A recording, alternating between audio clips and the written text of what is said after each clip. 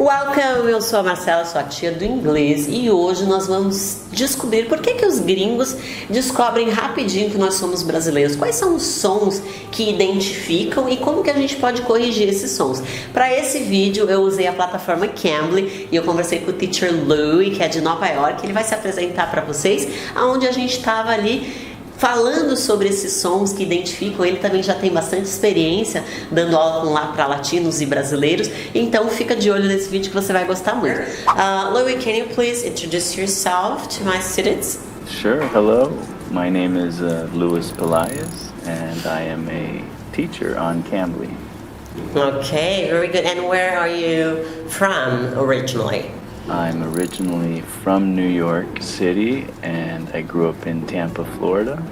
And, okay. I would consider my English to be pretty standard. I don't have a New York accent. Okay, that's wonderful, right? It's good for us. Have you ever taught other Brazilian students at Cambly? Many. Most of my students are Brazilians. And, oh, yeah. And I also speak Portuguese too.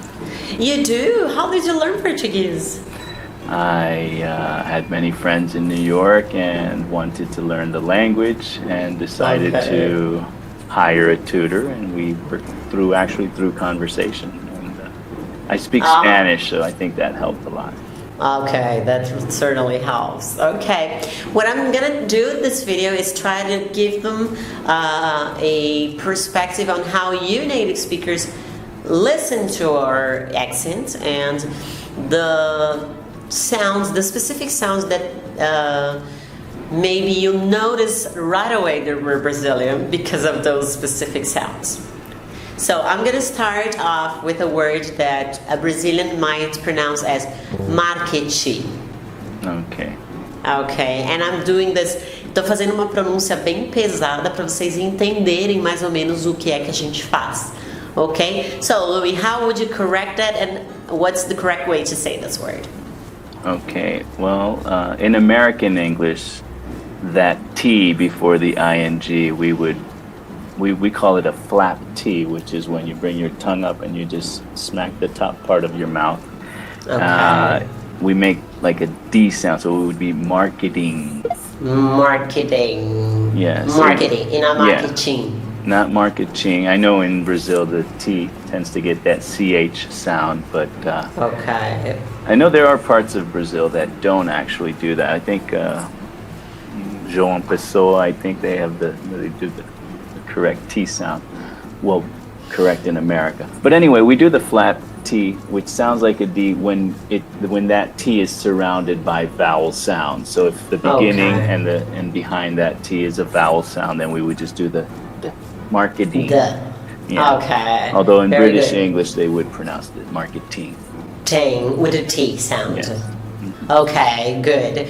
And I do notice too also in the word Gigi that students tend to use an E sound in the end of the silent D sounds, because in Portuguese we don't have a lot of silent words, silent letters in our words, right? So for us it's kind of weird to pronounce words without a vowel sound in the end, so we normally say Gigi. How would you pronounce that? What word are you giving me exactly? D-I-D. Oh, okay. Gigi. So, You see, yeah, right. You didn't even recognize it. I didn't recognize it's so different. it. Yeah, in context, I would have picked it up, but yes, you're right. Just independently, it is difficult to, Gigi, right? Okay. Well, I know that in Brazil, if that D is followed by an I, they do give it the English J sound, G, Gigi. Exactly. But I know, like, if you have a U behind that D, like I think Marcelo would be Dudu, right? There you actually pronounce the D. Exactly. So what we would do with that, the word is did, we have to learn how to kind of end the consonant with this, like it's hitting a wall. Sometimes we do it with a T and a D, and it's did. It kind of, you give it right in the middle. You just cut it right in the middle, because if you try to continue, you're going to end up producing a vowel sound like did, right? Sometimes students, when they when they learn how to say the word did, they still want to give it a vowel sound, especially Latino students, Spanish and Portuguese speakers tend to do that. So it's learning how to cut that consonant right in the middle. We do it a lot with the T and the Ds. And the D, I would say that the D sound sounds much softer than what we do. So, for example, the word dinner, normally a Brazilian would say dinner. Yeah, it is. Okay. Yeah, a D is like a very soft version of a T. That's how I compare it. Okay. Yeah. Oh, nice. Yeah, That's because a very a T, nice comparison. if you think of a T has we call it a plosive sound. A plosive sound means the air rushes out. So that's why you get right. Okay. Where a D is just kind of just a soft D. Right? Okay. It's the very beginning of the T sound, and it stops right there. Awesome explanation. Thank you so much, Louis. Another one that I notice a lot that students tend to do is to pronounce L sounds like U sounds. So this word I would say probably milky. Milky. Can you recognize the sound? Okay. Say it one more time. Milky. It sounds very different from the real word. I know it does. Can you put it in context? Okay. I'm at the grocery shop and I'm saying, oh, hello, can you help me? I'm looking for milky. Once you said grocery store, I figured. Okay. Again, we go to that consonant where Americans, we cut words off at a consonant, where Portuguese and Spanish, I go back to both languages because they share a lot of commonalities. They want to end in a vowel sound. Okay. Not necessarily the letter, but the sound, yes. So K would it's just a very abrupt K. It's like producing the American C sound, which is K. Yeah, okay, so like, it would, and the U sound that they normally say milk and not milk. This L sound that we normally sound like oo, because in Portuguese, for example, when a child's going to school and they're learning how to write, they learn, for example, two words that are very similar: mal, bad, e mal com U e mal com L. Sometimes people don't know if it's mal com U or mal com L, professora, because for us the sound is exactly the same. So maybe we don't know how to differentiate to this L sound that makes like kind of a loop, and the U sound that it's very different for you guys, right? Milk is different from milk. Yeah. Well, I would pronounce it milk. I don't know if I really get a U sound. The L, when you produce the L sound, it's almost like saying the letter name. The letter name is L. L. And when you end that sound, your tongue should be touching the roof of your mouth. So it's a sound that it can be constant. You can continue to sound and practice like